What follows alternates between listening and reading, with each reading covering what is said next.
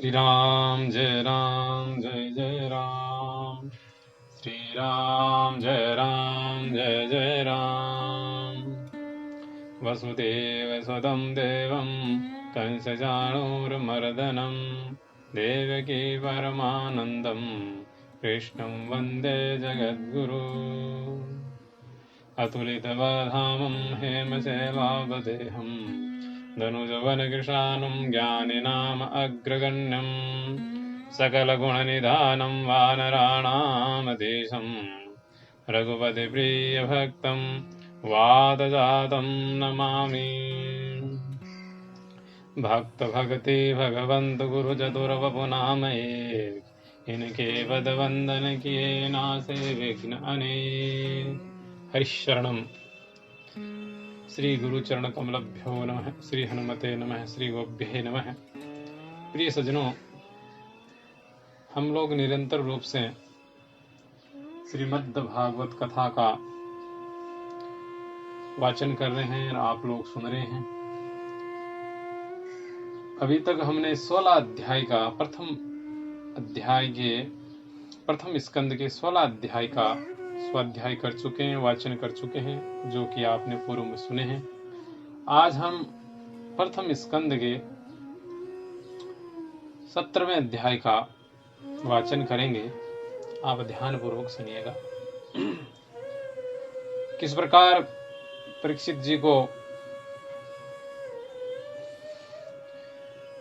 एक पाद से धर्मराज और पृथ्वी रूपी गोमाता के बीच में जो संवाद होगा, उसी संवाद का हम आगे वाचन करेंगे। सूत जी कहते हैं, सौनक जी, वहां पहुंचकर राजा परीक्षित ने देखा कि एक राजवेशधारी शूद्र हाथ में डंडा लिए हुए और गाय बैल के एक जोड़े को इस तरह पीटता जा रहा है जैसे उनका कोई स्वामी ही न हो।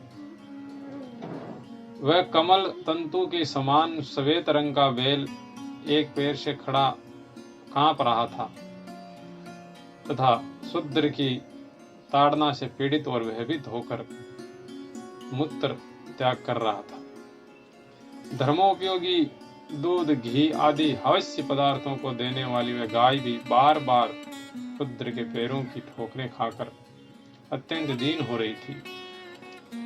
एक तो वह स्वयं ही दुबली पतली थी, दूसरी उसका बछड़ा भी उसके पास नहीं था।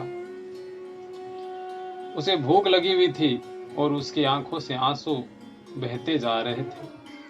स्वर्ण जटित रथ पर चढ़े हुए राजा परीक्षित ने अपना धनुष चढ़ाकर मेघ के समान गंभीर वाणी से उसको ललकारा, अरे तो कौन है जो बलवान होकर भी मेरे राज्य की इन दुर्बल प्राणियों को बलपूर्वक मार रहा है। तूने नट की भांति वेश तो राजा का सा बना रखा है, परंतु कर्म से तू शूद्र जान पड़ता है। हमारे दादा अर्जुन के साथ भगवान श्री कृष्ण के परम धाम पधार जाने पर इस प्रकार निर्जन स्थान में निरपराधियों पर प्रहार करने वाला तू अपराधी है, अतः वध के योग्य है। उन्होंने धर्म से पूछा, कमल नाल के सम्मान आपका श्वेत वर्ण है, 3 पैर पर होने पर भी आप एक ही पैर से चलते फिरते हैं। परीक्षित जी ने पूछा, और ये सारी दिशा देखकर मुझे बड़ा कष्ट हो रहा है। बतलाइए, आप क्या बैल के रूप में कोई देवता है? अभी ये भूमंडल कुरुवंशी नरपुतियों के बाहुबल से सुरक्षित है। इसमें आपके सिवा और किसी भी प्राणी की आंखों से शोक के आंसू बहते मैंने नहीं देखे। धेनुपुत्र, अब आप शोक न करें, इस शूद्र से निर्भय हो जाइए। गोमाता, मैं दुष्टों को दंड देने वाला हूं, अब आप रोइए नहीं, आपका कल्याण हो। हे देवी, जिस राजा के राज्य में दुष्टों के उपद्रव से सारी प्रजा त्रस्त रहती है, उस मतवाले राजा की कीर्ति, आयु, ऐश्वर्य और परलोक नष्ट हो जाते हैं। राजाओं का परम धर्म यही है कि वे दुखियों का दुख दूर करके,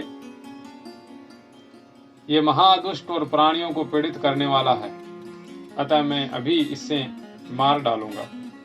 हे सुरभि नंदन, आप तो 4 पैरों वाले जीव हैं, आपके 3 पैर किसने काट डाले? श्री कृष्ण के अनुयायी राजाओं के राज्य में कभी कोई भी आपकी तरह दुखी न हो। हे वृषभराज, आपका कल्याण हो। बताइए, आप जैसे निरपराध साधुओं का अंग भंग करके किस दुष्ट ने पांडवों की कीर्ति में कलंक लगाया है? जो किसी निरपराध प्राणी को सताता है, उसे चाहे वह कहीं भी रहे, मेरा भय अवश्य होगा।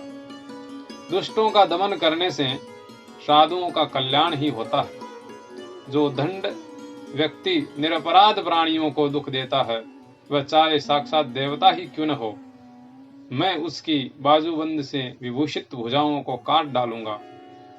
बिना आपत्ति काल की मर्यादा का उल्लंघन करने वालों को शास्त्रानुसार दंड देते हुए अपने धर्म में स्थित लोगों का पालन करना राजा का परम धर्म है।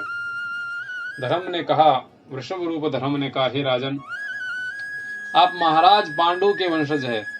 आपका इस प्रकार दुखियों को आश्वासन देना आपके योग्य ही है, क्योंकि आपके पूर्वजों के श्रेष्ठ गुणों ने भगवान श्री कृष्ण को उनका सारथी और दूत आदि बना दिया था। हे नरेंद्र, शास्त्रों के विभिन्न वचनों से मोहित होने के कारण हम उस पुरुष को नहीं जानते जिससे क्लेशों के कारण उत्पन्न होते हैं। जो लोग किसी भी प्रकार के द्वैत को स्वीकार नहीं करते, वे अपने आप को ही अपने दुख का कारण बतलाते हैं। कोई प्रारब्ध को कारण बतलाते हैं तो कोई कर्म को, कुछ लोग स्वभाव को तो कुछ लोग ईश्वर को दुख का कारण मानते हैं। किन्हीं का तो ऐसा ही निश्चय है कि दुख का कारण न तो तर्क के द्वारा जाना जा सकता है और न वाणी के द्वारा बतलाया जा सकता है। हे राजऋषे, अब इनमें कौन सा मत ठीक है, ये आप अपनी बुद्धि से ही विचार लीजिए। सूत जी कहते हैं, ऋषि श्रेष्ठ शौनक जी, धर्म का यह प्रवचन सुनकर सम्राट परीक्षित बहुत प्रसन्न हुए। उनका खेद मिट गया। उन्होंने शांत चित्त होकर उनसे कहा, परीक्षित ने कहा, धर्म का तत्व जानने वाले वृषभदेव, आप धर्म का उपदेश कर रहे हैं। अवश्य ही आप वृषभ के रूप में स्वयं धर्म है। आपने अपने को दुख देने वाले का नाम इसलिए नहीं बतलाया कि अधर्म करने वाले को जो नरक आदि प्राप्त होते हैं, वे ही चुगली करने वाले को भी मिलते हैं। अथवा यही सिद्धांत निश्चित है कि प्राणियों के मन और वाणी से परमेश्वर की माया के स्वरूप का निरूपण नहीं किया जा सकता। हे धर्मदेव, सतयुग में आपके 4 चरण थे, तप, पवित्रता, दया और सत्य। इस समय अधर्म के अंश गर्व, आसक्ति और मद से 3 चरण नष्ट हो चुके हैं। अब आपका 4था चरण केवल सत्य ही बच रहा है। उसी के बल पर आप जी रहे हैं। असत्य से पुष्ट हुआ ये अधर्म रूप कलयुग उसे भी ग्रास कर लेना चाहता है।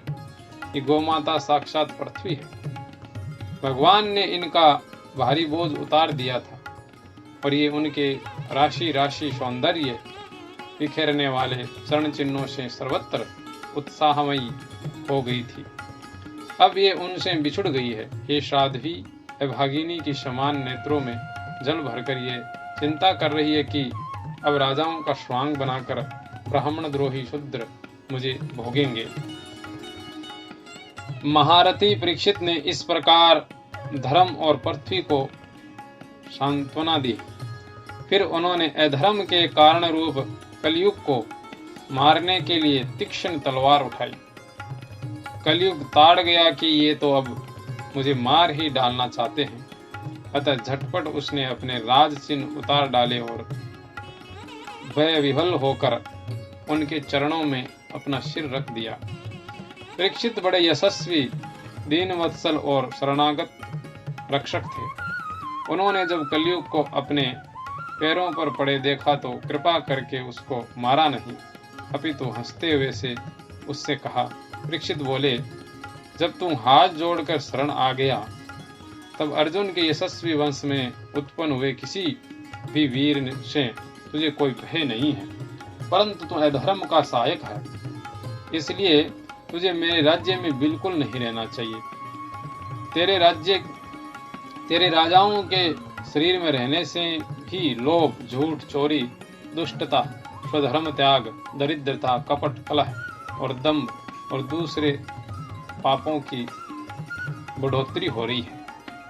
अतः अधर्म के साथी, इस ब्रह्मव्रत में तू एक क्षण के लिए भी न ठहरना, क्योंकि ये धर्म और सत्य का निवास स्थान है। इस क्षेत्र में यज्ञ विधि के जानने वाले महात्मा यज्ञों के द्वारा यज्ञ पुरुष भगवान की आराधना करते रहते हैं। इस देश में भगवान श्री हरि यज्ञों के रूप में निवास करते हैं।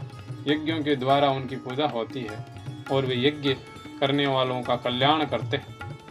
वे सर्वात्मा भगवान वायु की भांति समस्त चराचर जीवों के भीतर और बाहर एक रस स्थित रहते हुए उनकी कामनाओं को पूर्ण करते रहते हैं। सूत जी कहते हैं, परीक्षित की ये आज्ञा सुनकर कलयुग सिहर उठा। यमराज के समान मारने के लिए उद्यत हाथों में तलवार लिए हुए परीक्षित से वह बोला। कली ने कहा, सार्वभौम महाराज परीक्षित, आपकी आज्ञा से जहाँ कहीं भी मैं रहने का विचार करता हूँ, वहीं देखता हूँ कि आप धनुष पर बाण चढ़ाए खड़े।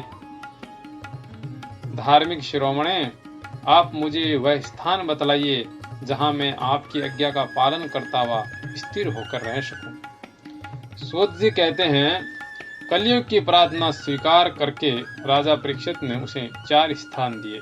प्रथम द्यूत, मद्यपान, स्त्री संग और हिंसा। इन स्थानों में क्रमशः असत्य, मद, आसक्ति और निर्दयता, ये 4 प्रकार के अधर्म निवास करते हैं। उसने और भी स्थान मांगे, तब समर्थ परीक्षित ने उसे रहने के लिए एक और स्थान सुवर्ण धन दिया। इस प्रकार कलयुग के 5 स्थान हो गए: झूठ, मद, काम, वेर और रजोगुण। परीक्षित के दिए हुए इन्हीं 5 स्थानों में अधर्म का मूल कारण कली उनकी आज्ञाओं का पालन करता हुआ निवास करने लगा। इसलिए आत्म कल्याणकामी पुरुष को इन 5 स्थानों का सेवन कभी नहीं करना चाहिए। धार्मिक राजा प्रजा वर्ग के लौकिक नेता और धर्मोपदेष्टा गुरुओं को भी बड़ी सावधानी से इनका त्याग करना चाहिए। राजा परीक्षित ने इसके बाद वृषभ रूप धर्म के 3 चरण तपस्या, शौच और दया जोड़ दिए और आश्वासन देकर पृथ्वी का संवर्धन किया। वे ही महाराज परीक्षित इस समय अपने राज सिंहासन पर, जिसे उनके पितामह महाराज युधिष्ठिर ने वन में जाते समय उन्हें दिया था, उस पर विराजमान है। वे परम यशस्वी सौभाग्य भाजन चक्रवर्ती सम्राट राज ऋषि परीक्षित इस समय हस्तिनापुर में कौरव कुल की राजलक्ष्मी से शोभायमान है।